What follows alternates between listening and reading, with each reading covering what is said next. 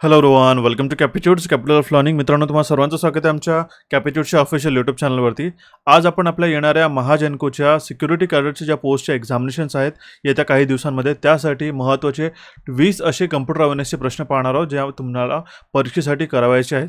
आणि सोबतच काय एक्झामिनेशन पॅटर्न आहे, कशा प्रकारची स्ट्रॅटेजी असायला पाहिजे, काय सिलेबस आहे, याबाबतची संपूर्ण माहिती आपण आपल्या सेशनमध्ये पाहणार आहोत. आणि शेवटच्या दिवसात कशाप्रकारे तुम्हाला त्याची तयारी करायची याबाबतची संपूर्ण माहिती मी तुम्हाला आजच्या व्हिडिओ मध्ये देईल. ठीक आहे. त्याच आधी तुम्हाला एक गोष्ट सांगतोय की जर तुम्ही फर्स्ट टाइम चॅनलला व्हिजिट करत असाल तर आजच चॅनलला सबस्क्राईब करून बेल नोटिफिकेशनला क्लिक करून ऑलवरती क्लिक करा, जेणेकरून टाइमली अपडेट्स तुम्हाला पाहाव्यास मिळेल. ठीक आहे. आता बघा, सर्वप्रथम आपण याचा महाजनकोचा सिक्युरिटी कॅडरसाठी वेगवेगळ्या पोस्ट आल्या होत्या मागे. त्याचा जो एक्झामिनेशन पॅटर्न आहे तो एकदा रिकॉल करून घेऊया, ज्याच्यामध्ये इंटेलिजन्स टेस्ट. ठीक आहे. आता बघा, बरेच विद्यार्थ्यांना कन्फ्युजन होतं की इंटेलिजन्स टेस्टमध्ये क्वांटिटेटिव्ह येणार की ॲप्टिट्यूड, क्वांटिटेटिव्ह येणार की रिझनिंग. आता त्याच्यामध्ये दोन्ही मिक्स येऊ शकतात, क्वांटसुद्धा आणि रिझनिंगसुद्धा. ठीक आहे. तर इंटेलिजन्स टेस्टमध्ये कसं असतं की ज्यामध्ये मिसिंग सिरीज झाला, TCS टाईपचे जे काही क्वेश्चन्स असतात. खरं तरी परीक्षा IBPS घेत आहे. TCS पॅटर्न म्हणजे काय म्हणणं आहे माझं की SSC टाईपचे जे काही क्वेश्चन्स असतात रिझनिंगचे, ठीक आहे, ॲनालॉजीज टाईप, हे सुद्धा मिक्स येऊ शकतात. आणि याच्यामध्ये मेनली जो रिझनिंगचे आहेत हे तुम्हाला पझल सेटिंग, जे आपल्याकडे प्युअरली IBPS पॅटर्नचे प्रश्न आहेत ना, हे तुम्हाला विचारण्यात येतील. त्यामध्ये सोबतच काही क्वांटचे छोटे छोटे टॉपिक्स राहू शकतात. म्हणून तुम्हाला इंटेलिजन्स टेस्टमध्ये हे कंबाईन थोडं प्रिपेअर करून जावं लागेल. कारण की इंटेलिजन्स टेस्टमध्ये जर त्यांना मेन्शन करायचं असतं त्यांनी रिझनिंग आणि क्वांट्स असं मेन्शन केलं असतं, बट आपण मेन्शन नाही आहे म्हणून आपल्याला दोन्ही गोष्टी प्रिपेअर करणं लागतील. ठीक आहे. त्याच्यासाठी टोटल प्रश्न आहे 30 आणि टोटल मार्क्स आहे त्याच्यामध्ये 30 मार्क्स. बरोबर आहे. त्याच्यानंतर येतं general knowledge and current affairs. तर जनरली IBPS हा करंट अफेअर्सवरती फोकस करतो. लक्षात ठेवा, करंट अफेअर्स जे आहेत ना, स्टँडर्ड नॅशनल आणि इंटरनॅशनल लेवलचे तुम्हाला करावायचे आहेत. ठीक आहे. सोबतच GKचं स्टॅटिक GK असतो, हे 20 प्रश्न 20 मार्काला विचारण्यात येईल. कम्प्युटर लिटरसी, ज्याचे आपण आज 20 प्रश्न पाहणार आहोत, त्यामध्ये सुद्धा एक सिलेक्शन घेण्याचे फार चान्सेस असतात. म्हणजे जनरली जर तुम्ही ॲक्युरेट अटेम्प्ट केलं ना कम्प्युटरमध्ये ईच सेक्शनला, तर हा स्कोरिंग सब्जेक्ट आहे. याच्यामध्ये टोटल मार्क्स तुम्हाला अटेम्प्ट घेता येतात. याच्यासाठी सुद्धा 20 मार्क्स अलॉट करण्यात आलेले आहे. जनरल इंग्लिशमध्ये 25 क्वेश्चन आहे 25 मार्कांसाठी. जनरल मराठीमध्ये सुद्धा 25 प्रश्न 25 मार्कांसाठी. तर आपण पाहतोय 30 आणि हे 50, 80 प्रश्न जर 120 पैकी आपल्याला मराठी, इंग्रजी आणि आपल्या इंटेलिजन्स टेस्टवरतीच विचारण्यात आलेलं आहे. ओके. तर आता आपण जर बघतोय की हे जो पेपर राहील याची जी लँग्वेज आहे बायलिंग्युअल राहणार आहे, ज्यामध्ये इंग्रजी आणि मराठी दोन्ही भाषेमध्ये राहील. ठीक आहे. Except for the general English and Marathi. Obviously 100 मिनिटाचा वेळ राहील. आणि टोटल जो पेपर आहे याच्यामध्ये कुठलंही तुम्हाला निगेटिव्ह मार्किंग नाही आहे. म्हणजे तुम्ही पूर्ण जरी प्रश्न अटेम्प्ट करून आले तर कुठलाही प्रश्न जर चुकला तर त्याच्यामध्ये तुमचे मार्क्स कापले जाणार नाही. तर हे तुमच्या फायद्यासाठी सुद्धा असतं आणि नुकसानदायक सुद्धा असतं, ही गोष्ट मात्र लक्षात ठेवा. ठीक आहे. जर फायद्यासाठी यासाठी म्हणावं की निगेटिव्ह मार्किंग नाही आहे, ठीक आहे, तर तुमचे कुठले मार्क्स कापले जाणार नाही. पण निगेटिव्ह मार्किंग नाही आहे याचा अर्थ असा नाही की तुम्हाला कुठलेही प्रश्न लिनियंटली सोडून यायचा आहे. तुम्हाला केअरफुलीच हे प्रश्न अटेम्प्ट करायचे आहे. ठीक आहे.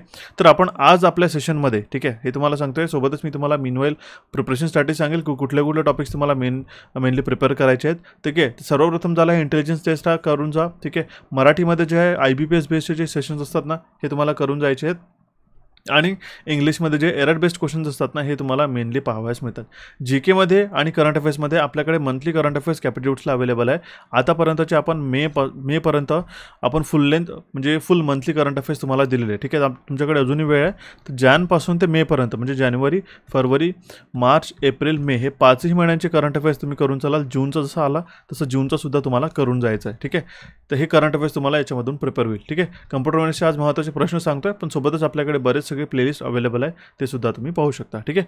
आता आपण ह्या सगळ्यांचा जो कीवर्ड्स आहे, हे जे की पॉईंट्स पाहिलेले आहेत ना, ठीक आहे, याच्यामध्ये जे मेन सब्जेक्ट्स आहेत त्याच्यामध्ये सगळ्यात जास्त स्कोरिंग आहे. हे जरुरी राहत नाही की याच्यावरती सिलेक्शन होतं, बाकी सब्जेक्टसुद्धा आपल्याला इक्वली प्रिपेअर करावे लागतात. ठीक आहे.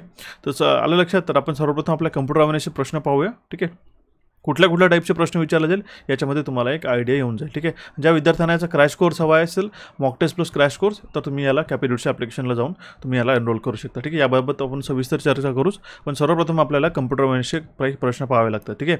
जे मी अत्यंत ठराविक आणि मोस्ट असे 20 प्रश्न जे असतात अपेक्षित, ठीक आहे, असे आपण प्रश्न आपण आजच्या सेशनमध्ये करतोय. नक्कीच हे तुम्हाला आवडतील. बघा, सर्वात पहिला प्रश्न आहे, in a second generation vacuum tubes वर रिप्लेस्ड बाय. ठीक आहे, आता सर्वप्रथम जो कॉमनली प्रश्न विचारला जातो एक प्रश्न तो असतो जनरेशनवरती. ठीक आहे, कम्प्युटरच्या जनरेशनवरती. आता सेकंड जनरेशनमध्ये ज्या व्हॅक्यूम ट्यूब्स आहे याला कुठल्या टेक्नॉलॉजीद्वारे रिप्लेस करण्यात आलं, बदलवण्यात आलेलं आहे. ठीक आहे, तर पहिले होतं फर्स्ट जनरेशनमध्ये व्हॅक्यूम ट्यूब्स. ठीक आहे, सेकंड जनरेशनमध्ये नाही का त्याचा जो रिप्लेसमेंट झाली ती ट्रान्झिस्टरमुळे. ठीक आहे, ऑप्शन ए या प्रश्नाचं करेक्ट आन्सर होतं. ठीक आहे, ट्रान्झिस्टर काय आहे, हा एक सिलिकॉनचा बनलेला एक जो आहे सेमीकंडक्टर डिव्हाइस आहे. ठीक आहे, या प्रकारे लक्षात आलं. ट्रान्झिस्टर हा बेसिक बिल्डिंग ब्लॉक आहे आपल्या आयसीचा. हे जर तुम्ही पाहता याच्यामध्ये लेग्स लागले आहे याला म्हणतो आयसी, इंटिग्रेटेड सर्किट. याचं फुल फॉर्मसुद्धा विचारलं जातं. हा कशाचा बनला असतो, सिलिकॉन. सिलिकॉन काय आहे, आपला सेमीकंडक्टर मटेरियल आहे. ओके, तर सर्व फर्स्ट जनरेशनमध्ये आपण पाहिलं तर व्हॅक्यूम ट्यूब्सचा वापर करण्यात आला होता कम्प्युटर तयार करण्यासाठी किंवा कम्प्युटर टेक्नॉलॉजीमध्ये. नंतर होतं आपल्याकडे सेकंड जनरेशनमध्ये ट्रान्झिस्टर, लक्षात ठेवायचं. ठीक आहे, थर्ड जनरेशनमध्ये होता आयसी. फोर्थ जनरेशनमध्ये LSI, लार्ज स्केल इंटिग्रेशन होतं. ठीक आहे, आणि VLSI होतं. आणि आता फिफ्थ जनरेशनमध्ये ultra large scale integration ULSI आणि AIचा सुद्धा आता वापर करण्यात येतो आहे. ठीक आहे, म्हणजे अल्ट्रा लार्ज स्केल इंटिग्रेटेड चिप्सवरतीच आपण आज सध्या आहोत फिफ्थ जनरेशनला. ठीक आहे, त्यामध्ये सुद्धा हे तुम्हाला 5वी जनरेशन लक्षात ठेवायचं आहे. सिक्वेन्स तुम्हाला सांगितलेलं आहे. फर्स्ट म्हणजे व्हॅक्यूम ट्यूब, सेकंड जनरेशनमध्ये आलेला ट्रान्झिस्टर, थर्ड जनरेशनमध्ये आलेला IC जे की सिलिकॉनपासून बनलेले असतात. त्याच्यामध्ये n number of billions and thousands and lakhs of transistor त्याच्यामध्ये एम्बेड केले जातात. ठीक आहे, हे जे ट्रान्झिस्टर असतात त्याच्यामध्ये एम्बेडेड असतात. ठीक आहे, एका छोट्याशा चिपमध्ये. आणि फोर्थ जनरेशन होती ती होती LSI किंवा very large scale integrated micro प्रोसेसरची. ठीक आहे, किंवा मायक्रो प्रोसेसरसुद्धा लक्षात ठेवू शकता फोर्थ जनरेशनला. आणि पाचवा जो जनरेशन होता हा होता ULSI चिप्सचा. क्लिअर आहे, समजायला आलं. तर हा प्रश्न हमखास विचारला जातो. तर लक्षात घ्या, सेकंड जनरेशनमध्ये ठीक आहे व्हॅक्यूम ट्यूबला रिप्लेस करण्यात आलं ट्रान्झिस्टरद्वारा. किंवा ट्रान्झिस्टर ही टेक्नॉलॉजी कुठल्या जनरेशनमध्ये वापरण्यात आली होती असा जरी प्रश्न विचारला तरी त्याचं उत्तर होईल सेकंड जनरेशन. क्लिअर आहे, समजायला आलं. वळूया आपण आपल्या नवीन प्रश्नाकडे. बघा काय म्हटलेलं आहे की RAM is a dash and dash. ठीक आहे, तर ऑप्शन तुम्हाला सरळ 5 ऑप्शन असे पाहावयास मिळतील IBPSमध्ये. रॅम हा volatile temporary, non volatile permanent, non volatile temporary, volatile permanent असे ऑप्शन येतात. अगदी कन्फ्युजिंगचे असे राहतात. त्याआधी मी तुम्हाला सर्वप्रथम सांगतोय रॅम काय आहे. ठीक आहे, ही एक मेमरी टाईप आहे. ठीक आहे, यामध्ये याचा फुल फॉर्म जो असतो तो असतो रँडम ॲक्सेस मेमरी. ठीक आहे, रँडम ॲक्सेस मेमरी ही एक वोलाटाईल मेमरी असते. आता बघा, वोलाटाईल म्हणजे उडून जाणारी आणि नॉन वोलाटाईल म्हणजे न उडणारी. आता तुम्हाला याचं उदाहरण देऊन सांगतो. वोलाटाईल आणि नॉन वोलाटाईलचा मतलब मिनिंग करायचं होतं. ठीक आहे, वोलाटाईल म्हणजे काय की जर तुमच्याकडची पॉवर कट झाली किंवा लाईन गेली, आपण ज्याला सरळ भाषेमध्ये म्हणू. ठीक आहे, तर त्या चिपमध्ये, त्या मेमरी चिपमध्ये जेवढाही डेटा आहे तो इरेज होऊन जाईल. ठीक आहे, जेव्हा तुम्ही परत कम्प्युटर त्याला सुरू कराल ठीक आहे, तो त्याच्यामध्ये डेटा राहणार नाही. म्हणजेच काय, हा वोलाटाईल आहे, उडून जाणार आहे. ठीक आहे, आणि नॉन वोलाटाईलमध्ये असतो आपल्याकडे रॉम, रीड ओनली मेमरी. ठीक आहे, जरी आपला कम्प्युटर ऑफ झाला ठीक आहे, तो जो डेटा आहे त्याच्यामध्ये फीड केलेला ठीक आहे, तो ॲज इट इज रिटेन राहतो. रिटेन म्हणजे तसंच तसंच राहतो. नेक्स्ट टाईम परत सुरू केला की परत तो डेटा राहील. म्हणजे तो डेटा इरेज होणार नाही जर पॉवर कट होते आहे तर. ठीक आहे, म्हणजेच त्याच्यामध्ये दोन कॅरेक्टरिस्टिक्स पडतात, वोलाटाईल आणि नॉन वोलाटाईलचे. तर आपल्याकडे रॅम जो आहे हा रँडम ॲक्सेस मेमरी एक वोलाटाईल आणि टेम्पररी मेमरी असते. लक्षात घ्या, उत्तर काय येईल याचं ऑप्शन ए. यासाठी आपण छोटासा टेबल आणि चार्ट समजून घेऊया. मेमरी स्ट्रक्चरमध्ये दोन सहसा मेमरी असतात. एक तर प्रायमरी मेमरी आणि दुसरी असते सेकंडरी मेमरी. प्रायमरी मेमरीमध्ये असतो कॅशे मेमरी, जी अत्यंत फास्ट आणि हे अत्यंत महाग असते. याला आपण CPU रजिस्टर मेमरी सुद्धा म्हणतो. आणि एकदम इन्स्टंटेनियस लागणारा जो डेटा असतो हा कॅशे मेमरीमध्ये लागतो. ठीक आहे, याच्यामध्येच काय असतं, रॅम सुद्धा असतात. रँडम ॲक्सेस मेमरी ज्याला फुल फॉर्म असतो. फुल फॉर्म लक्षात घेत चाला, मी वारंवार सांगणार नाही पण हे प्रश्न विचारले जातात, सरळ प्रश्न विचारतात. ठीक आहे, तसं रॉमचा फुल फॉर्म काय. ठीक आहे, रीड ओनली मेमरी. तर रॅमचे सुद्धा दोन प्रकार पडतात. स्टॅटिक रॅम जे फ्लिपफ्लॉपपासून बनले असतात आणि डायनॅमिक रॅम जे कॅपॅसिटर्सपासून तयार केले असतात, DRAM किंवा SRAM ज्याला आपण म्हणतो. ठीक आहे, सोबतच सेकंडरी मेमरी. आता तुम्हाला इथे मधात लाल रंगाची लाईन तुम्हाला विभाजन केलेलं दिसलं असेल. तर या लाल कलरच्या बाजूला लेफ्ट हँड साईडला ज्याही मेमरीज आहेत त्या असतात वोलाटाईल. ठीक आहे, आणि ज्याही मेमरी उजव्या बाजूला आहेत त्या आहेत नॉन वोलाटाईल. ठीक आहे, वोलाटाईल आणि नॉन वोलाटाईल मी तुम्हाला सांगितले आहेत. जर समजा पॉवर ऑफ झाली ठीक आहे, तर ह्या सगळ्या ज्या मेमरी आहे जसं की DRAM झालं, SRAM झालं, ठीक आहे, कॅशे मेमरी झालं किंवा प्रायमरी मेमरीमधला जो डेटा असतो हा इरेज होतो, उडून जातो, म्हणजे इरेज होतो तो डेटा. पण मात्र सेकंडरी मेमरीमध्ये ज्या काही डेटा त्याच्यामध्ये स्टोअर केला जातो, जसं की रॉम झालं, रीड ओनली मेमरी ज्याला आपण म्हणतो. ठीक आहे, PROM programmable read only memory, EEPROM म्हणजे erasable programmable read only memory, EEPROMचा electrically erasable programmable read only memory, हे जे आहेत ना फुल फॉर्म्स विचारले जातात सहसा, ठीक आहे, लक्षात ठेवा. ठीक आहे. तर सेकंडरी मेमरीमध्ये सुद्धा त्याचे वेगवेगळे प्रकार येतात, जसे की मॅग्नेटिक टेप, जी की सिक्वेन्शियल ॲक्सेसद्वारा आपण त्याचा वापर करतो, ठीक आहे, ॲक्सेस करतो त्याला. मॅग्नेटिक डिस्कमध्ये HDD येतं, ज्याला आपण म्हणतो हार्ड डिस्क ड्राईव्ह, FDD येतं, फ्लॉपी डिस्क ड्राईव्ह, ठीक आहे. ऑप्टिकल ड्राईव्ह होतं, ज्यामध्ये CD येतं, कॉम्पॅक्ट डिस्क, ठीक आहे. डिजिटल व्हर्सटाईल डिस्क असतं, ठीक आहे. आणि नंतर ब्लू रे डिस्क असते, याची कॅपॅसिटीसुद्धा मेन्शन केलेली आहे. आणि येतं आपल्याकडे फ्लॅश मेमरी, ज्यामध्ये आपलं मेमरी कार्ड झालं किंवा पेन ड्राईव्ह. तर ही सेकंडरी मेमरीमध्ये जर तुम्ही पाहिलं असेल तुमच्या मेमरी कार्डमध्ये किंवा पेन ड्राईव्हमध्ये जे काही डेटा स्टोअर करता, ठीक आहे, त्याला कम्प्युटरच्या वरती बाहेर काढून टाकतो, ठीक आहे. पण त्याला नंतर परत ॲड केल्यानंतर तो डेटा तसाच राहतो की नाही, बरोबर आहे. म्हणजेच ती मेमरी कुठली झाली, ती मेमरी झाली नॉन व्होलाटाईल. याचा एक्सप्लेनेशनवरती सुद्धा हा प्रश्न विचारला जाऊ शकतो. तर हे सुद्धा मात्र तुम्हाला लक्षात ठेवायचं आहे. आलं लक्षात ते मेमरी स्ट्रक्चर कशा प्रकारचं असतो, त्यानंतर तुम्हाला समजायला जर इथे व्होलाटाईल, आता समजा रॉम जर असता, ठीक आहे, रॉम असं असतं, ROM is a dash and dash, ठीक आहे. तर रॉम हा नॉन व्होलाटाईल आणि परमनंट मेमरी, ठीक आहे. हा याचं उत्तर बरोबर झालं असतं. आलं लक्षात. ओके. तर रॉममध्ये काय असतं, जेव्हा आपल्याकडे मॅन्युफॅक्चरर तयार करतो ही चिप, त्याच्यामध्ये डेटा जो आहे तो फीड करून ठेवत असतो, लक्षात ठेवा. ओके. क्लिअर झालं आहे मेमरीचं स्ट्रक्चर आणि याचं बायफर्केशन. आता वळूया आपण आपल्या नवीन प्रश्नाकडे. काय म्हटलेलं आहे बघा, which shortcut key is use to open the Microsoft Explorer. आता मायक्रोसॉफ्ट एक्सप्लोररमध्ये काय करतो की जे आपल्या फाईल्सचं अरेंजमेंट, फाईलचं स्टोरेज, कॅटेगरायझेशन आणि फाईलचं जे प्रॉपर आपल्याकडे स्ट्रक्चरिंग असतं, की आपण त्याला म्हणतो, आपण जे अरेंजमेंट करतो त्याला ठेवतो, स्टोरेज स्टोअर करतो, ठीक आहे. कॉपी कट पेस्ट करणं झालं, त्या फोल्डर मॅनेजमेंट झालं, ठीक आहे, की फाईल मॅनेजमेंट झालं, हे सगळं मायक्रोसॉफ्ट एक्सप्लोररमध्ये करता येतात. याला शॉर्टकट की असते विंडोजची बटन आणि ईची बटन, या शॉर्टकट कीने त्याला ओपन करण्यात येतं. एक ना एक प्रश्न 20 प्रश्नांपैकी शॉर्टकट कीवरती हा विचारले जातात, ठीक आहे. तर सोबतच तुम्हाला काही शॉर्टकट कीचा मी इथं टेबल दिलेला आहे, हे मात्र तुम्ही एकदा परत वाचून जा, ज्यामधून जो आहे सर्वप्रथम जे आहे ना F1 ही तुम्हाला फंक्शन की सांगतो, ही हेल्पसाठी असते, लक्षात ठेवा. हा प्रश्न विचारला जातो, ठीक आहे. जनरली आपल्याकडे फुल स्क्रीन करायचं असेल क्रोम ब्राउझरमध्ये तर F11 ही राहते, ठीक आहे. तर F1 ही युनिव्हर्सल की आहे जी हेल्पसाठी वापरली जाते. हा प्रश्न विचारला जाऊ शकतो, ठीक आहे. नंतर तो विंडोज D, डेस्कटॉपला टॉप ऑफ द विंडोवरती नाही असेल, एका दुसऱ्यांवरती, हे पूर्ण प्रयत्न करून पहा. तुमच्याकडे जर लॅपटॉप आणि कम्प्युटर असेल तर तुम्हाला समजायला येतील. हा चार्ट मात्र तुम्हाला वाचायचा आहे, ठीक आहे. नंतरच्या प्रश्नाकडे बघूया. बघा काय म्हटलेला आहे प्रश्न, what is a gutter margin, ठीक आहे. What is a gutter margin. आता ही अशी मार्जिन असते, तुम्ही बघितलं असेल तुमच्याकडे एक वही किंवा कॉपी असेल, ठीक आहे, इथे, बरोबर आहे. तर याला इथे या साईडला बाइंडिंग केलेली असते, बरोबर आहे. आता जर कॉन्टेंट आपलं इथून सुरू होतं आहे तर या बाइंडिंगमध्ये ते कटून जाणार, आपल्याला वाचतासुद्धा नाही येणार, बरोबर आहे. सोबतच म्हणूनच आपल्याकडे इथे काही स्पेस सोडल्या जाते, ठीक आहे, जेणेकरून आपला जो कॉन्टेंट आहे, ठीक आहे, ह्या बाइंडिंगच्या स्पेजमध्ये हा गुंतला जाणार नाही किंवा तो त्याच्यामध्ये अस्पष्टरित्या किंवा आपण त्याला म्हणून तो कट केला जाणार नाही, कट होणार नाही. अशा पद्धतीने त्याच्यामध्ये काही मार्जिन आणि स्पेस सोडल्या जाते, ठीक आहे, जे की त्याला त्या जो कॉन्टेंटला ते सुरक्षित ठेवते, जेणेकरून ते आपल्याला इझिली वाचता येईल, ठीक आहे. तर त्यालाच आपण म्हणतो gutter margin. Okay. Margin that is added to the binding side of the page when printing, it is known as a gutter margin. Option C या प्रश्नाचं करेक्ट होतं. हा सुद्धा युनिकली प्रश्न डेव्हलप करण्यात येतो आणि बरेचदा परीक्षेमध्ये विचारण्यात आलेला आहे, ठीक आहे. आणि जर सेशन आवडत असेल तर आजच मित्रांनो सेशनला लाईक करा आणि कॅपिटोटच्या चॅनलला सबस्क्राईब करा. आणि जर अजून सेशन हवं असेल तुम्हाला कम्प्युटर नसेल तर मला नक्की सांगा, अजून मी तुम्हाला परीक्षे होईपर्यंत तुम्हाला 2-3 सेशन अजून घेऊन देईल, ठीक आहे. नंतर प्रश्न काय म्हटलेला आहे, which of the following main component shows you click on the compose mail on the Gmail, ठीक आहे. जीमेल ही एक मेल सर्व्हिसेस आहे, कोण प्रोव्हाइड करतात, गुगल प्रोव्हाइड करतात, ठीक आहे. ओके, गुगल प्रोव्हाइड करतं. तर जर आपण कंपोज मेलवरती क्लिक करतो तर कुठले कुठले मेन कॉम्पोनंट येतात, त्याच्यामध्ये तो टू, सब्जेक्ट अँड बॉडी, लक्षात ठेवा.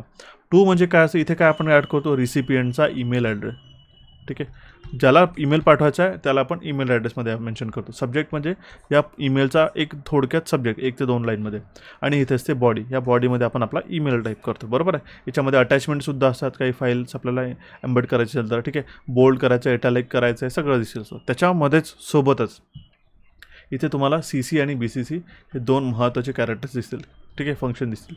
CCचा फुल फॉर्म होतो कार्बन कॉपी,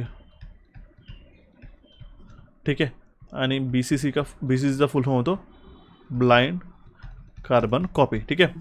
आता बघा, जेवढा रिसिपियंट, आता तुम्ही एकाला पाठवायचं ते एकाचा मेल टाकाल, ठीक आहे, पण तुम्ही CCमध्ये जर 2-4 लोकांचे ईमेल ॲड्रेस केले कॉमा देऊन, ठीक आहे, बरोबर आहे. तर ह्या प्रत्येक लोकांना काय होईल की इथे दिसेल की कुठल्या लोकांना हा ईमेल पोच पावती देण्यात आलेली आहे, ठीक आहे. आपण म्हणतो ना याची प्रतिलिपी कुठल्या डिपार्टमेंटला जाते, तशाच प्रकारचं ही CC म्हणजे हा ईमेल कुठल्या अन्य व्यक्तींना पाठवण्यात आलेला हे CCमध्ये टाकलेल्या रिसिपियंटच्या व्यक्तींना माहिती पडेल, ठीक आहे. पण मात्र ब्लाइंड कार्बन कॉपीमध्ये जर आपण रिसिपियंटचे नाव टाकली, ठीक आहे, तर हा ईमेल कोणाकोणाला पोहोचवण्यात आलेलं आहे, कोणाकोणाला सेंड करण्यात आलेलं आहे हे मात्र एका दुसऱ्यांना कळणार नाही. तर हे 2 प्रश्न जे आहेत हमखास विचारले जातात. CC त्याचा फुल फॉर्मसुद्धा विचारतात, त्याला आपण म्हणतो कार्बन कॉपी, आणि BCC त्याचा फुल फॉर्म असतो ब्लाइंड कार्बन कॉपी. क्लिअर आहे. तर हा ईमेलवरती प्रश्न सहसा विचारला जातो. क्लिअर आहे. पुढे आपण आपल्या नवीन प्रश्नाकडे बघा. हा सुद्धा प्रश्न वारंवार IBPS हा विचारतो. लक्षात घ्या काय म्हटलेलं आहे. The total number of layer present in an OSI is dash. ठीक आहे. OSI मॉडेलमध्ये टोटल नंबर ऑफ लेयर्स किती असतात? त्याच्यामध्ये असतात टोटल 7 लेअर. लक्षात ठेवा. सिंपल प्रश्न आला तर असा विचारला जाऊ शकतो, किंवा त्याच्यामध्ये सिक्वेन्शियल लेअर ते तुम्हाला विचारतात. सर्वप्रथम जे लेअर असते ही असते फिजिकल लेअर, दुसरी असते डेटा लिंक लेअर, तिसरी असते नेटवर्क लेअर, चौथी असते आपल्याकडे ट्रान्सपोर्ट लेअर, पाचवी असते आपल्याकडे सेशन लेअर, नंतर 6वी असते आपल्याकडे प्रेझेंटेशन, आणि top of the top layer असते ही ॲप्लिकेशन लेअर असते. त्या 2 लेअर जनरली विचारण्यात येतात. ठीक आहे. किंवा सिक्वेन्शियली सुद्धा त्याचा नंबर जो आहे हा मात्र तुम्हाला लक्षात ठेवायचा आहे. आणि OSI मॉडेलचा फुल फॉर्मसुद्धा लक्षात ठेवायचा आहे. ओपन सिस्टम इंटरकनेक्शन ज्याला आपण म्हणतो, आणि सोबतच त्याच्या बाबतीत आपल्याकडे जे लेअरचा जो सिक्वेन्सिंग आहे हे मात्र लक्षात ठेवायचं आहे. ठीक आहे. हा प्रश्न विचारला जाऊ शकतो. ठीक आहे. आला लक्षात. ऑप्शन C या प्रश्नाचं करेक्ट उत्तर होईल. पुढे आपण आपल्या नवीन प्रश्नाकडे बघा काय म्हटलेलं आहे त्यामध्ये. The speed of a laser printer is measured in. ठीक आहे. आता लेझर प्रिंटर जो आहे, ठीक आहे, हा नॉन इम्पॅक्ट प्रिंटरच्या कॅटेगरीमध्ये येतो. याची जी स्पीड आहे, ठीक आहे, हे पेजेस पर मिनिट, म्हणजे प्रति मिनिटाला किती पाने हा प्रिंट करू शकतो त्याच्यावरती लेझर प्रिंटरची स्पीड ठरवण्यात येते. ठीक आहे. तर लक्षात घ्या, प्रिंटरचे मुख्यतः 2 कॅटेगरीज पडतात. एक तो असतो इम्पॅक्ट प्रिंटर आणि दुसरा असतो नॉन इम्पॅक्ट. इम्पॅक्ट म्हणजे काय, आपल्याकडे जुने जे आपल्याकडे टाईपरायटर्स होते त्यामध्ये आवाज यायचा. ठीक आहे. Cut cut cut cut. ठीक आहे. त्यामध्ये काय व्हायचं की ह्या पेजवरती जे आहेत ह्या कार्बन ची जी रील असायची त्याच्यावरती आपण टाईप व्हायचा. ठीक आहे. स्ट्रोक व्हायची. ठीक आहे. की आपण मला म्हणून इम्पॅक्ट व्हायचा, एक प्रेशर व्हायचा, आणि त्या स्ट्रोकमुळे त्याच्यामध्ये टाईप व्हायचं. बरोबर आहे. याला आपण म्हणतो इम्पॅक्ट प्रिंटर. त्याच्यामध्ये येतो dot matrix, Daisy wheel, line printer. हे इम्पॅक्ट प्रिंटरचे प्रकार झाले. पण असे प्रिंटर झाले ज्यावरती कुठलाही प्रेशर न आणता, ठीक आहे, पेपरवरती आपल्याकडे प्रिंटिंग केले जाते. त्याच्यामध्ये येतात लेझर प्रिंटर, इंकजेट आणि थर्मल प्रिंटर. हे येतात नॉन इम्पॅक्ट प्रिंटरमध्ये. तर यावर मेनली एक प्रश्न हमखास विचारला जातो. ठीक आहे. एकतर हा असा प्रश्न विचारतो, किंवा डायरेक्टली प्रिंटरचे प्रकारसुद्धा. ते 2पैकी एक कुठला ना कुठला नक्कीच तुम्हाला परीक्षेमध्ये पाहावयास मिळेल. आलं लक्षात. ऑप्शन D या प्रश्नाचं करेक्ट उत्तर होईल. पुढे आपण आपल्या नवीन प्रश्नाकडे बघा काय म्हटलेलं आहे. In a MS PowerPoint we can run the slide show from beginning using a dash key and from the current slide using a dash key. आता बघा आपण 4-5 प्रश्न केलेले आहेत. मला जर हा व्हिडिओ पॉज करायचा असेल आणि मला इथूनच परत सुरुवात करायची असेल तर मी काय करेल, Shift+F5 ह्या शॉर्टकट कीनी नाही का त्या प्रेझेंटेशनला तिथूनच सुरुवात करेल जिथून मी पॉज केलं होतं. पण मला जर आपल्याकडे स्टार्टिंगपासून जर आपल्याकडे प्रेझेंटेशन सुरू करायचं आहे, एकदम स्टार्टपासून जे आपण सुरू केलं, तर तिथे F5 ची फंक्शन ची बटन मी प्रेस करेल. ही F5 ची बटन कुठे असते, हे टॉप लाईनमध्ये असते. ठीक आहे. बरोबर आहे. कधी कधी नंपॅडवर किती नंबर कीज असतात हा सुद्धा प्रश्न विचारला जाऊ शकतात. लक्षात ठेवा. ओके. तर F5 हे सुरुवातीपासून करायसाठी स्टार्ट, आणि Shift+F5 हे जर आपल्याकडे कुठे आपण मधात थांबलेलो आहे, ठीक आहे, करंट स्लाईडपासून स्लाईड शो सुरू करायचं तर त्यासाठी ही शॉर्टकट ही वापरण्यात येते. आलं लक्षात. पुढे आपण आपल्या नवीन प्रश्नाकडे बघा. नंतर एक प्रश्न आहे की याच्यामध्ये ॲब्रिव्हिएशनवरती प्रश्न विचारला जाऊ शकतो. तो म्हणजेच PNG स्टँड्स फॉर. PNGचा फुल फॉर्म काय असतो? PNGचा फुल फॉर्म असतो portable network graphics. Option D या प्रश्नाचं करेक्ट उत्तर होईल. ठीक आहे. आलं लक्षात. PNGचा जो आहे हा एक फोटो टाईप, ठीक आहे, फोटोचं जे एक्सटेन्शन असतं किंवा फोटोचे जे इमेजेस आहेत त्याच्यावर टाईप असतात, जसं की SVG असतं, स्केलेबल वेक्टर ग्राफिक्स, JPEG, ठीक आहे, JPEG, ठीक आहे, जॉईंट फोटोग्राफिक्स एक्सपर्ट ग्रुप ह्याचा फुल फॉर्म विचारला जातो. PNG असतं, GIF असतं, ठीक आहे, ग्राफिकल इंटरचेंज फॉर्मॅट झाला, ठीक आहे. तर WE वेब P म्हणून पण सुद्धा एक नवीन आलेला फॉर्मॅट आलेला, पण तो जनरली नाही विचारणार. ठीक आहे. हा जो PNG झाला किंवा JPEG झाला, SVG, याचे फुल फॉर्म मात्र तुम्हाला विचारलं जाऊ शकतं. ठीक आहे. आलं लक्षात. ऑप्शन D या प्रश्नाचं करेक्ट उत्तर होतं. नंतर प्रश्न आहे आपल्याकडे एक्सेलबद्दल. एक्सेलवरती हा प्रश्न विचारला जाऊ शकतो की जो नंबर्स असतात आपल्या टेबल्समध्ये, टेबल कॉलममध्ये, हे कसे एक्सप्रेस होतात. ठीक आहे. जनरली आपण कुठूनही लिहिताना सुरू करतो, ठीक आहे, स्टँडर्ड नोटेशनमध्ये, तर आपण लेफ्ट अलाइंड असतो लिहितो. ठीक आहे. पण मात्र लक्षात ठेवा, एक्सेलमध्ये जे नंबर्स असतात ना हे राईट अलाइंड असतात. म्हणजे ह्या सेलच्या बघा, ही झाली एक सेल. सेल म्हणजे काय, हा एक चौकोन डब्बा छोटा, याला आपण म्हणतो basic building block of the Excel sheet. Okay. हा एक झाला सेल. तर सेलची ही झाली उजवी बाजू, ही झाली डावी बाजू. ठीक आहे. तर नंबर्स असतात ना हे तुम्हाला नेहमी उजव्या बाजूला अलाइंड दिसतात. पण मात्र जे आपल्याकडे लेटर्स किंवा अल्फाबेट झालं किंवा आपल्याकडे वर्ड्स आहेत हे आपल्या लेफ्ट हँड साईडला अलाइंड असतं. ओके. लक्षात आलं. याचं उत्तर काय येईल म्हणा, ऑप्शन ए. ठीक आहे. तर सर्वप्रथम एक असाही प्रश्न विचारला जातो, एक्सेलमध्ये जे रोज असतात ना हे नंबरनी दर्शवले जातात आणि जे कॉलम असतात ना हे लेटर ABCD या लेटरनी दर्शवले जातात. याच्यानंतर सुद्धा एक असा प्रश्न विचारला जातो की सगळ्यात समजा आता Z हा कॉलम आला, ठीक आहे, तर झेड नंतर कुठला येणार, ठीक आहे, हा सुद्धा प्रश्न परीक्षेमध्ये विचारण्यात येतो. आलं लक्षात. वळूया आपण आपल्या नवीन प्रश्नाकडे. बघा, एक सोपा प्रश्न असा विचारला जाऊ शकतो की इनपुट डिव्हाइसेस कुठले आहेत, which are the following groups consist of only input devices. तर त्यामध्ये तुम्हाला इनपुट आणि आउटपुट डिव्हाइसेसची लिस्ट माहिती असणं अत्यंत गरजेचं आहे. बघा, पहिल्या ऑप्शनमध्ये काय, माऊस हा input device, keyboard input device आहे, मॉनिटर हा आउटपुट डिव्हाइस आहे, ठीक आहे, प्रश्न चुकला, ऑप्शन चुकला. Mouse input, keyboard input, printer output device आहे, हा सुद्धा चुकला. माऊस कीबोर्ड इनपुट आहे, प्लॉटर सुद्धा आउटपुट आहे, चुकला हा. माऊस, कीबोर्ड आणि स्कॅनर हे तिन्ही डिव्हाइस इनपुट डिव्हाइस आहेत, म्हणजे हा ग्रुप एक बरोबर येईल. ठीक आहे, तिथे तुम्हाला लिस्ट दिलेली आहे की माऊस झाला, स्कॅनर, कीबोर्ड, जॉयस्टिक ज्यामुळे आपण गेम्स खेळतो, किंवा काही आपल्याकडे जॉयस्टिक जो असतो हा जनरली नॉट नेसेसरी हा गेमसाठीच वापरला जातो, काही स्पेसिफिक ग्राफिक डिझायनिंगसाठी किंवा आर्किटेक्चरल डिझायनिंगसाठी सुद्धा हा जॉयस्टिक वापरण्यात येतो. ठीक आहे, हा इनपुटसुद्धा हा सुद्धा एक इनपुट डिव्हाइस असतो. माईक झालं, जसं मी बोलतो आहे तर माझा आवाज तुम्हाला जातो, म्हणजे माझा इनपुट तुम्हाला येतो आहे. ठीक आहे, आणि ज्या स्क्रीनवरती पाहताय तुम्ही, जसं की तुम्ही मॉनिटरवरती पाहतात, मोबाईलवरती पाहतात, मोबाईलच्या स्क्रीनवरती, ते आउटपुट डिव्हाइस झालं. ठीक आहे, पेन टॅबलेट झाला, QR कोड झाला, क्विक रिस्पॉन्स कोड, बारकोड झाला, स्कॅनर झाला, डिजिटायझर झाला, हे सगळे इनपुट डिव्हाइसेस येतात. आउटपुट डिव्हाइसमध्ये मॉनिटर येतं, प्रिंटर येतं, प्रोजेक्टर झालं, speaker, headphone, CRT cathode ray tube, light emitting dot, liquid crystal displays, हे स्क्रीन्स जे आहेत ना ह्या सगळ्या आउटपुट डिव्हाइसेसमध्ये येतात. आलं लक्षात. तर यावरती एखादा छोटासा जर प्रश्न फंडामेंटल विचारला तर हमखास हा प्रश्न कॉमनली विचारण्यात येतो. आता मी तुम्हाला एक 2 मिनिटाचा पॉज घेऊन तुम्हाला सांगतो की आपण जो मॉक टेस्ट आणि क्रॅश कोर्स जो मी तुम्हाला स्टार्टिंगला सांगितला होता त्यामध्ये काय काय आपण कन्क्लूड करतो. तर याच्यामध्ये आपण total intelligence test, GK, computer, English आणि मराठीचे असे क्रॅश व्हिडिओ कोर्स आपण देतो आहे. तुमच्या परीक्षेच्या दिवसाच्या आधी 2 दिवसापर्यंत असे जे तुम्ही व्हिडिओज पाहू शकणार, ज्यामध्ये तुम्हाला या 120 प्रश्नांपैकी मॅक्सिमम डेटा जो आहे तुम्हाला कव्हर करायचा असेल ना, तर हा एक व्हिडिओ रेकॉर्डेड क्रॅश कोर्स आहे. बघा, तर ठीक आहे, क्रॅश कोर्स म्हणजे काय, याच्यामध्ये असे अत्यंत महत्त्वाचे व्हिडिओज जे की तुम्हाला एक्सपेक्टेड आहे त्यामधून कॉन्टेंट यायचे परीक्षेमध्ये, तेच आपण व्हिडिओ आपण याच्यामध्ये देतो. आणि सोबतच आपल्याकडे याच्यामध्ये 5 सब्जेक्ट वाईज क्विक रिव्हिजन आपल्याकडे व्हिडिओ सेशन्स मिळतील. ठीक आहे, त्याच्यामध्ये 5ही सब्जेक्ट्सचे व्हिडिओ वेगळे सेशन्स आपल्याला पाहायला मिळेल.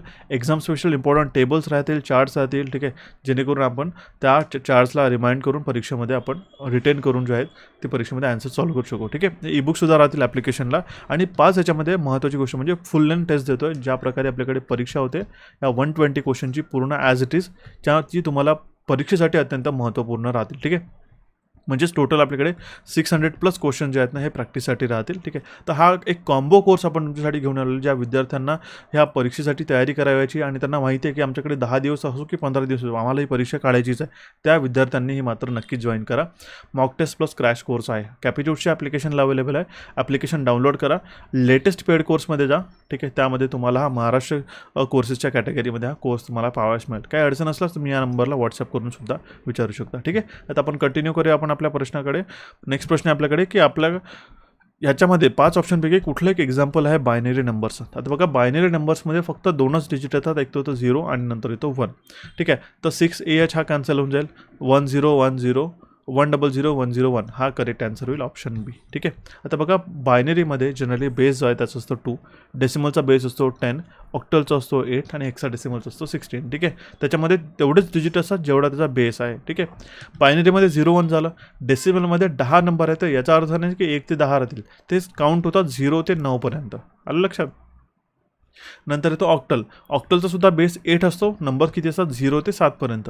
हेक्साडेसिमलमध्ये बेस 16 असतो, पण त्याचे जे नंबर्स असतात ना ते 0 ते 9 नंबरपर्यंत असतात. त्याच्यानंतर जे 15-16 डिजिट झाले, समजा हे 0 ते 9 पर्यंत 10 झालेत ना, हे झालं 11, 12, 13, 14, हे बघा 9, हे 10, 11, 12, 13, 14 आणि 15. ठीक आहे, तर म्हणजे 10ला जो सिग्निफाय करतो तो लेटर असतो ए, 11ला जो सिग्निफाय करतो तो असतो बी. ठीक आहे, 12ला जो सिग्निफाय करतो तो असतो सी, 13ला जो असतो तो असतो डी, 14ला असतो ई आणि 15ला असतो हा एफ. ठीक आहे, तर ह्या जे अल्फा बेट्स आणि नंबर्स, ठीक आहे, अल्फा न्यूमेरिक हा एक हेक्साडेसिमलचा बेस असतो आणि त्याच्यामध्ये हे जे नंबर्स असतात त्यामध्ये नंबर्स आणि अल्फाबेट्स हे दोन्हीचा वापर करण्यात येतो. ठीक आहे, जसं की आपल्याकडे हा 6AH झाला. ठीक आहे, आता याच्यामध्ये हा AH हा एच याच्यामध्ये लेटर आहे का आपल्याकडे हेक्साडेसिमलमध्ये नाही. ठीक आहे, जर आपण म्हटलो A19, ठीक आहे, तर हा सुद्धा आपल्याकडे म्हणजे एक हा कोड होऊ शकतो आपला हेक्साडेसिमल कोड किंवा ABCD सुद्धा येईल. ठीक आहे, कारण की हे बघा ABCD चारही त्याच्यामध्ये आपल्याकडे अल्फाबेट जे आहेत हे कवर्ड झालेले आहेत. ठीक आहे, तसा प्रकारे प्रश्न विचारला जाऊ शकतो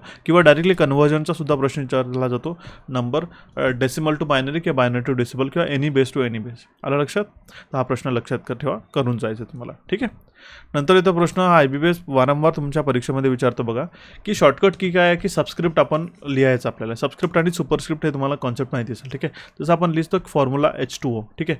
तर H2Oला लिहिताना आपण H2O असं लिहितो का नाही, हे चुकीची पद्धत झाली. हा H2O हा जो 2 आहे, ठीक आहे, हा 2 नंबर आहे, ह्या लेटरच्या खाली लिहितो, ठीक आहे. यालाच आपण म्हणतो सबस्क्रिप्ट, ठीक आहे. जर आपल्याला 3चा घातांक 2 किंवा x² लिहायचं असलं, ठीक आहे, x² तर आपण X2 असं लिहितो का नाही, एक्सच्या थोडं आपण वरती लिहितो, x². आलं लक्षात, ठीक आहे. इथे 2 झालं. तर ह्यामध्येच काय म्हटलेलं आहे, की हा जो x² आहे दिलेला, ठीक आहे, बरोबर आहे, x², ठीक आहे. तर हा जो 2 आहे हा झाला सुपरस्क्रिप्ट, ठीक आहे. तर जर आपल्याला सबस्क्रिप्ट क्रिएट करायचं असेल तर कंट्रोल आणि इक्वलची बटन प्रेस करतो, ठीक आहे. आणि जर आपल्याला सुपरस्क्रिप्ट करायचं असेल तर control plus shift plus equals to, ठीक आहे. तर हे आपल्याला इथे फंक्शन पण अवेलेबल असतात आपल्या मायक्रोसॉफ्ट ऑफिसमध्ये, किंवा तुम्ही त्याचा शॉर्टकट कीसुद्धा तुम्ही वापरू शकता, ठीक आहे. दोन्ही तुम्हाला लक्षात ठेवायचं आहे, पण हे मात्र परीक्षेमध्ये प्रश्न विचारले जातात. ओके, नेक्स्ट आपल्याकडे प्रश्न आहे की there are 1024 PB in an 1 dash, ठीक आहे. तर म्हटलेलं आहे की 1024 पेटाबाईट जे असतात हे कशामध्ये असतात, ठीक आहे. आता हे सगळे युनिट्स आहेत. थोडंसं मी जाणून बुजून हा कठीण प्रश्न निवडलेला आहे तुमच्यासाठी, तर एक तुम्हाला मेमरी चार्ट समजेल, त्याच्यानंतर तुम्हाला सगळ्या गोष्टी क्लिअरफाय होऊन जाईल, ठीक आहे. तर 1024 पेटाबाईट्स म्हणजे 1 एक्साबाईट असतो, ठीक आहे, लक्षात घ्या. सर्वप्रथम एक बेसिक युनिट काय आहे ते असतं बिट, ठीक आहे. एका बिटमध्ये काय असतं, 0 असतो किंवा 1 असतो, ठीक आहे. त्यानंतर येतं वाढतं तो असतो निबल, ठीक आहे. एका निबलमध्ये 4 बिट्स असतात, लक्षात ठेवा, ठीक आहे. 1 बिट म्हणजेच 4, ठीक आहे. सॉरी, एक 1 निबल म्हणजेच 4 बिट्स. क्लिअर झालं. आणि बघा एक बाईट येतो, एक बाईट हा 8 बिट किंवा 2 निबलचा बनला जातो, ठीक आहे. कारण की एका निबलमध्ये 4 बिट्स असतात ना, ठीक आहे. तर म्हणजे 8 बिट म्हणजे 2 निबल झाले, तर एक बाईट म्हणजे 8 बिट्स झाला, ठीक आहे. सोबतच आपण जनरली 1000 GBचा आपण पेनड्राईव्ह आहे म्हणतो, की 1000 GBचा आपल्याकडे हार्ड ड्राईव्ह आहे, ठीक आहे. तर 1000 GB नसते ती एक्झॅक्ट आपण पाहतो टेक्निकली, तर ते 1024 असतं, लक्षात ठेवा. तर 1024 नंबर ठेवायचा लक्षात तुम्हाला. तर 1024 बाईट्स म्हणजे काय असतं, 1 किलोबाईट. 1024 किलोबाईट म्हणजे असतं 1 मेगाबाईट.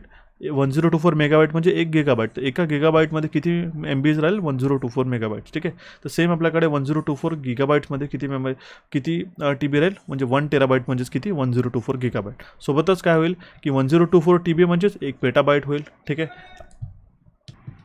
नंतर त्याच्यामध्ये काय होईल की बघा 1024 पेटाबाईट म्हणजे 1 एक्साबाईट, जो तो आपल्याकडे प्रश्न विचारण्यात आलेला होता, ठीक आहे. आणि 1024 एक्साबाईट म्हणजेच झेटाबाईट होईल, ठीक आहे. की आपण म्हणू शकतो 1024 झेटाबाईट म्हणजे योटोबाईट. ओके, तर हा मेमरी चार्ट जो आहे, हा पिरामिड तुम्हाला लक्षात ठेवायचा आहे. अत्यंत सोप्या पद्धतीने तुम्हाला प्रश्न हे विचारले जाऊ शकतात. क्लिअर आहे. हा प्रश्न तुम्हाला हमखास विचारला येईल. मी थोड्याला इम्पॉर्टंट मार्क करतो आहे, ठीक आहे. या चार्टला जर तुम्ही समजून घेतलं तर तुम्हाला एक प्रश्न इझिली कव्हर करता येईल, ठीक आहे. नेक्स्ट हा प्रश्न तुम्हाला परीक्षेमध्ये विचारला जाऊ शकतो की number of pins present in VGA cable is dash, ठीक आहे. तर एका VGA व्हिडिओ ग्राफिक्स अरे याचा फुल फॉर्म असतो. VGA केबलमध्ये जो आहे, ठीक आहे, किती पिन्स असतात, त्याच्यामध्ये 15 पिन्स असतात, ठीक आहे. याचा फुल फॉर्म मात्र लक्षात ठेवायचा. हा केबल तुम्ही नक्कीच पाहिला असेल, मॉनिटरला कनेक्ट करण्यासाठी हा सहसा वापरण्यात येतो. ओके, नेक्स्ट प्रश्न आहे बघा 1024 IPv6 जो आहे हा ॲडव्हान्स व्हर्जन आहे IPv4 ॲड्रेसचा, ठीक आहे. तर साईज किती आहे IPv6 ॲड्रेसची हे तुम्हाला विचारण्यात आलेली आहे, ठीक आहे. तर ही येते 128 बिट. ऑप्शन डी या प्रश्नाचं करेक्ट आन्सर येईल. आता बघा जनरली हा IPv4 हा जुना व्हर्जन आहे आणि IPv6 हा लेटर व्हर्जन आहे. IPv4 जो आहे हा 132 बिटचा IP ॲड्रेस असतो. IP ॲड्रेस म्हणजे इंटरनेट प्रोटोकॉल ॲड्रेस. जसं तुम्हाला तुमच्या घरचा पोस्टल ॲड्रेस असतो ना, तसेच इंटरनेटशी कनेक्ट होणाऱ्या प्रत्येक डिव्हाइसचा हा एक ॲड्रेस असतो, ज्याला आपण म्हणतो IP ॲड्रेस, ठीक आहे. तर हे 2 प्रश्न हमखास विचारले जातात. बाकी डेटा नाही लक्षात ठेवला तरी चालेल तुम्ही, ठीक आहे. IPv4 32 बिटचा असतो आणि IPv6 असतो हा 128 बिटचा IP address. Okay, option D या प्रश्नाचं करेक्ट उत्तर होईल. नेक्स्ट आपण वळूया एका प्रश्नाकडे बघा. काय ते फुल फॉर्म विचारला जाऊ शकते तुम्हाला परीक्षेमध्ये. फुल फॉर्म काय की ASCIIचा फुल फॉर्म काय, तर ASCIIचा फुल फॉर्म असतो American standard code for information interchange. त्यामध्ये एक सिंगल लेटरचा सुद्धा तुम्हाला फुल फॉर्म विचारला जाऊ शकतो. ओके, ऑप्शन ए या प्रश्नाचं करेक्ट उत्तर होईल. नेक्स्ट प्रश्न आहे बघा की which of the following is not a web browser. आता यामधील कुठलं एक वेब ब्राउझर नाही. तर जसं की क्रोम झालं, सफारी हे ॲपलचं स्वतःचं ब्राउझर आहे. इंटरनेट एक्सप्लोर झालं आहे, हे मायक्रोसॉफ्ट ऑफिसचं स्वतःचं हे मायक्रोसॉफ्टचं स्वतःचं ब्राउझर आहे, ठीक आहे. गुगल क्रोम हे क्रोम जे आहे गुगलचं स्वतःचं ब्राउझर आहे, वेब ब्राउझर आहे. मोझिला फायरफॉक्स ब्राउझर आहे. हे ब्राउझरचे प्रकार झाले. पण फाईल एक्सप्लोर कुठलं ब्राउझर आहे का नाही, म्हणून उत्तर काय होईल याचं ऑप्शन ए, ठीक आहे. नंतर येतो प्रश्न की डॅश रिप्लेस व्हॅक्यूम ट्यूब. म्हणजे मी तुम्हाला थोड्या वेळ आधीच सांगितलेलं की हा प्रश्न विचारला जाऊ शकतो की व्हॅक्यूम ट्यूबला कोणी रिप्लेस केलं? ट्रान्झिस्टरनी. ऑप्शन बी या प्रश्नाचं करेक्ट उत्तर रिपीट झालेलं आहे, पण त्याची काही काळजी करायची गरज नाही. आपण 20पेक्षा जास्तच प्रश्न घेतलेला आहे आपण आपल्या सेशनमध्ये. एक प्रश्न आहे बघा की data communication facility on which data can be transmitted in 2 direction is referred as. त्याला आपण म्हणतो ड्युप्लेक्स. ठीक आहे, दोन्हीही डायरेक्शनना जर आपल्याकडे डेटा ट्रान्समिट होऊ शकतो तर त्याला आपण म्हणतो ड्युप्लेक्स. ठीक आहे, लक्षात घ्या सिम्प्लेक्स, हाफ ड्युप्लेक्स आणि फुल ड्युप्लेक्स असे 2 मुख्य प्रकार पडतात. ठीक आहे, सिम्प्लेक्स डेटा ट्रान्समिशनमध्ये जसं आलं FM. ठीक आहे, तुम्ही फक्त ऐकू शकता. ठीक आहे, हाफ ड्युप्लेक्समध्ये काय वॉकी टॉकी झाला. ठीक आहे, एक बटन प्रेस करतो, दुसरा फक्त ऐकतो. ठीक आहे, दुसरा बटन प्रेस करून बोलतो, तर तेव्हा फक्त आपल्याला ऐकायला येतं. आणि आपल्याकडे एक महत्त्वाचं एक अजून एक्झाम्पल म्हणजे TV झाला. ठीक आहे, तर TV झाला हाफ सिम्प्लेक्स डेटा ट्रान्समिशनचं एक एक्झाम्पल. ठीक आहे, मग दुसरी गोष्ट म्हणजे अशी झाली की एक आपल्याकडे फुल ड्युप्लेक्स असतं ज्यामध्ये आपल्याकडे फोनवरती जसं बोलतो आपण ॲट अ टाईम आपण बोलूसुद्धा शकतो आणि ऐकूसुद्धा शकतो. ठीक आहे, तर असे प्रश्न विचारले जातात डेटा कम्युनिकेशनचे. ओके, नंतर येतो प्रश्न बघा मॅक्सिमम झूम पर्सेंटेज किती आहे मायक्रोसॉफ्ट पॉवर पॉईंटला हे विचारण्यात आलेलं आहे. ठीक आहे, तर मायक्रोसॉफ्ट पॉवर पॉईंटमध्ये मॅक्सिमम झूम पर्सेंटेज असतं 400. ऑप्शन सी या प्रश्नाचं करेक्ट उत्तर येईल. ठीक आहे, नेक्स्ट वळूया आपण आपल्या प्रश्नाकडे. हा प्रश्न हमखास तुम्हाला परीक्षेमध्ये विचारला जाईल बघा. कॅप्चाचं फुल फॉर्म काय? आता तुम्ही बघितलं असेल कॅप्चा. ठीक आहे, फिल द कॅप्चा म्हटलेलं आहे. ठीक आहे, कुठल्याही वेबसाईटला ओव्हरलोडिंग किंवा सर्व्हरला ओव्हरलोडिंग न करायचे, ऑटोनॉमस बॉट्सनी त्याला फ्लड न करायची, सर्व्हरला प्रॉपरली ह्युमनच ऑपरेट करत आहे हे सुनिश्चित करण्यासाठी जे आहे ना कॅप्चा दिलेले असतात. ठीक आहे, याचा फुल फॉर्म सुद्धा तुम्हाला लक्षात ठेवायचा आहे. ठीक आहे, ओके, पण याचं मी तुम्हाला सर्वप्रथम याचा एक्सप्लेनेशन देतो आहे की काय. It is a test use before registering in to website to check if the user is a human. लक्षात ठेवा. ओके, युजर जो आहे हा ह्युमनच आहे की नाही हे सुनिश्चित करण्यासाठी अशा प्रकारचे कॅप्चाचे आपल्याकडे डायलॉग बॉक्स ओपन होतात.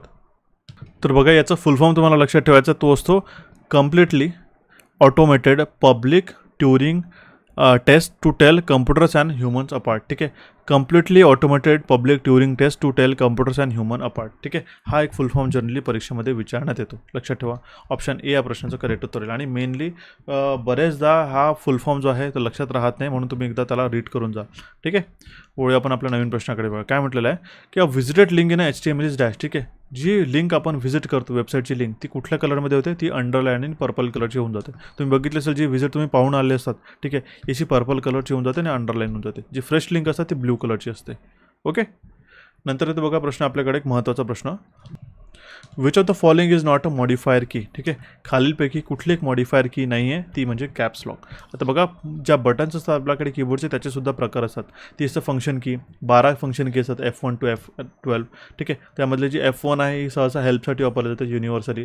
टॉगल कीमध्ये कॅप्स लॉक नम लॉक येतं. मॉडिफायर कीजमध्ये शिफ्ट झालं, अल्ट झालं, कंट्रोल किंवा फंक्शनची कीज झालं. न्यूमरिक कीजमध्ये अल्फा न्यूमरिक कीजमध्ये A to Z लेटर असतात आणि आपल्याकडे जो नंबर्स असतात ते 0 to 9. आणि आपल्याकडे जो लेआउट असतो ठीक आहे हा कुठला लेआउट असतो तो त्याला आपण म्हणतो QWERTY, QWERTY QWERTY keyboard. Clear आहे. ऑप्शन सी या प्रश्नाचं करेक्ट उत्तर होऊन जाईल. ठीक आहे, तर हे होते अत्यंत महत्त्वपूर्ण 20 असे प्रश्न जे तुम्हाला महाजनकोच्या सिक्युरिटी कॅडरच्या ज्या परीक्षेसाठी कम्प्युटर अवेअरनेस या टॉपिकमध्ये तुम्हाला विचारले जाऊ शकतं. ठीक आहे, तुम्हाला बाकीसुद्धा टॉपिकची प्रिपरेशन करायची असेल आणि प्रॅक्टिस करायची असेल तर आजच टेलिग्राम चॅनलला जॉईन करा सो दॅट तुम्हाला असे डेली पोस्ट तुम्हाला पाहाव्यास मिळेल. क्लिअर आहे. सोबतच तुम्हाला सांगतो आहे की ज्याही विद्यार्थ्यांना कंप्लीट प्रिपरेशन करायची आहे एकदम क्विक टाईममध्ये. ठीक आहे, इंटेलिजन्स टेस्ट असो, जनरल नॉलेज असो, करंट अफेअर्स असो, कम्प्युटर इंग्लिश किंवा मराठी आणि तुम्हाला टेस्टसुद्धा द्यायची असेल तर हा नक्की कोर्स तुमच्या एक परीक्षेसाठी फायदेशीर राहील. आणि मला याची नक्कीच खात्री आहे की जेही मी तुम्हाला कम्प्युटर शिकवलेलं आणि आपण जे बाकी टॉपिक्स तुम्हाला व्हिडिओ सेशन दिले आहेत हे तुम्हाला परीक्षेमध्ये टू द पॉईंट आणि युजफुल असेल आणि तेही IBPS पॅटर्नने. ठीक आहे, त्याला जॉईन करण्यासाठी आजच आपल्या कॅपिटलच्या ॲप्लिकेशनला डाउनलोड करून घ्या प्ले स्टोअरवरती जाऊन की त्याची लिंक तुम्हाला डायरेक्टली डिस्क्रिप्शन बॉक्समध्ये पाहाव्यास मिळेल किंवा जर तुम्हाला काही अडचण असेल तुम्ही या नंबरला व्हॉट्सअप करून विचारू शकता. या सेशनला तुम्ही तुमच्या मित्रांपर्यंत नक्की पोहोचवा. आपल्या चॅनलला कॅपिटल्सला इथे सबस्क्राईब करा, क्लिक करून इथं क्लिक करून तुम्ही डायरेक्टली ॲप्लिकेशन डाउनलोड करू शकता.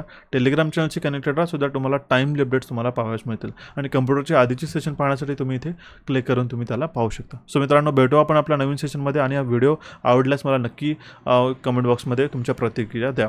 भेटू आपण आपल्या नवीन सेशनमध्ये लवकरच. Thank you for watching this session and have a nice day.